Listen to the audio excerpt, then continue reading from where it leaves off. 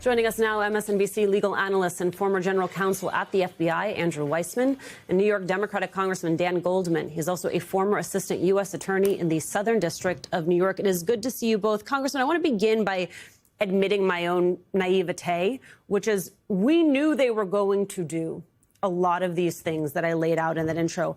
I was not prepared for them to do it without at least the veneer of respectability, without pretending as though they were doing things in the best interests of Texas voters or all Americans. They are saying the quiet part out loud. This is for political purposes. This is at the behest of Donald Trump. And I wonder if that gives Democrats an opening and an opportunity to go toe-to-toe with them. Well, this has been a methodical process, a very rapid and methodical process that started on day one. And Donald Trump has consistently, over and over, pushed the envelope further and further and further. And what he has found is that the Republicans in Congress have no end in sight. They will just lay down for him to do absolutely anything that he wants to do. And so what he now realizes, he's emboldened because the Republicans have the majority in the House and the Senate, and they're not putting up any fight for our country, for our democracy, for our Constitution, for our rule of law, for our basic way of life. The veneer of nonpartisanship is so far gone. It seems quaint to think back to some of the allegations just last term by the House Republicans about the politicization and weaponization by Democrats. It's a joke. This is a massive partisan, personal vendetta by Donald Trump, and he will stop at no end until he takes over our entire government.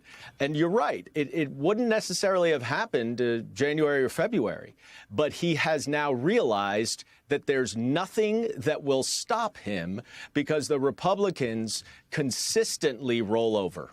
So, Andrew, that is the strategy. Let's talk about some of the tactics, specifically what we're seeing with the Federal Housing Finance Agency director playing a central role in the DOJ opening these investigations.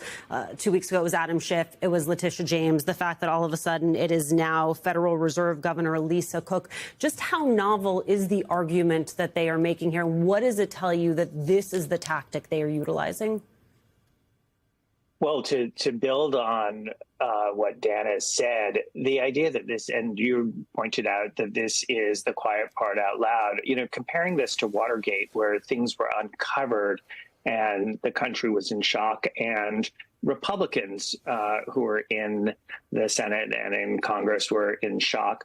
Here it is just out in the open. The idea that the president should be the president for all of America, that is just a quaint idea.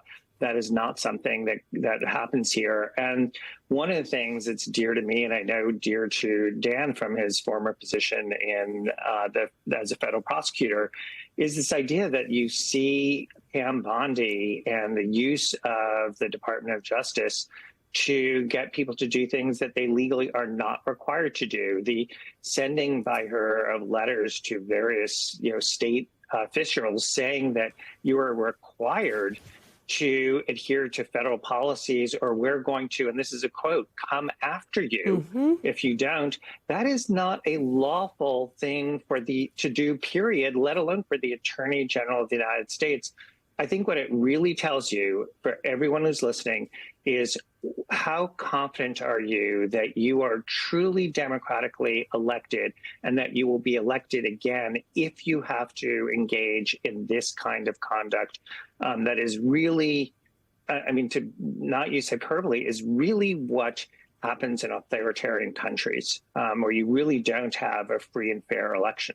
No, we are past the point of hyperbole. Congressman, to that point, let's talk about Ed Martin, Trump's special attorney focused on weaponization. I know there's been a lot made, rightfully, of the fact that he's outside Letitia James's New York City home, sort of stalking around. I thought what was equally, if not more alarming, was his letter asking James to resign as, quote, an act of good faith. That feels to me like, once again, they're shifting the Overton window by acting as though that is a reasonable ask to make.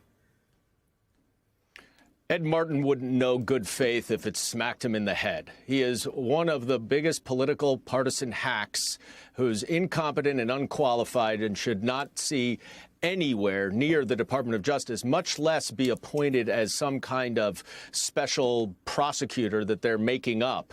He was not confirmed. He was rejected, one of the very few Trump appointees who the Republicans in the Senate actually stood up to, because he is a January 6er at core. He is an insurrectionist himself. He actually dismissed as interim U.S. attorney in D.C. the case of a client of his who is still a client. I mean, the ethical violations are astounding.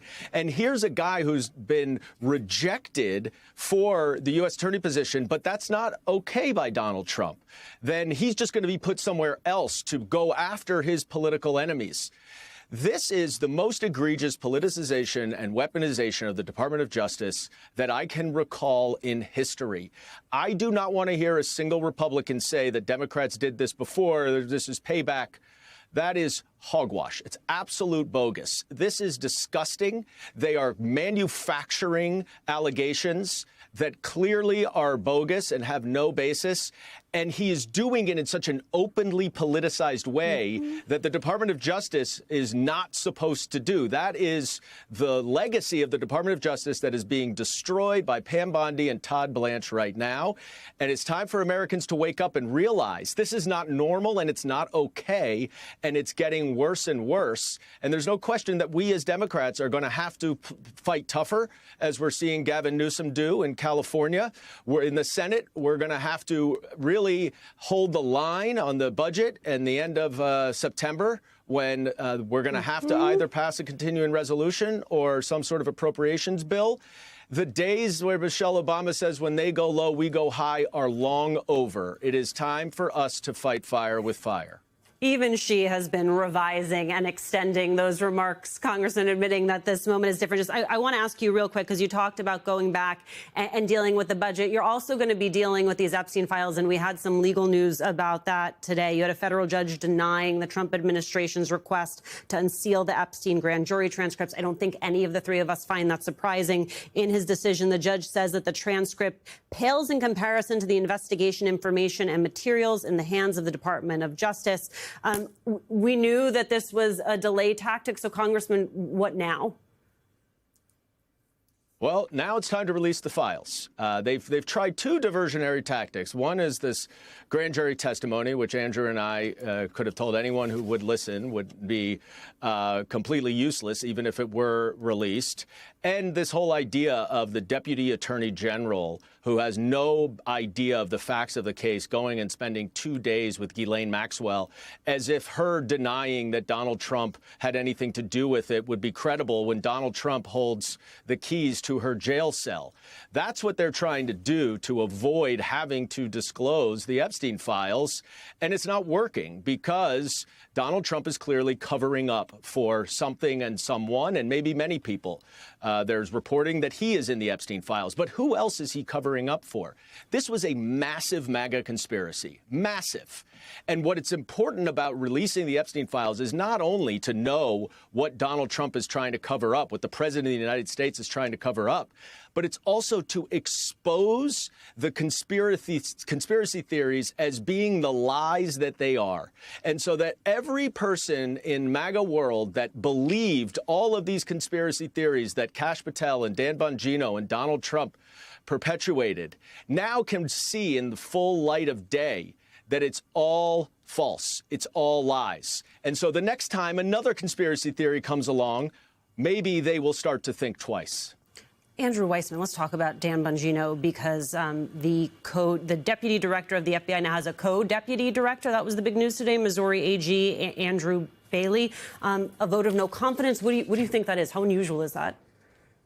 Well, I was the general counsel of the FBI. I have never heard of having two deputy directors, whether under a Democratic or Republican administration. It is a clear sign that this administration picked somebody who they think is unqualified and incapable of doing the job, which is why they're putting in and layering with a second person.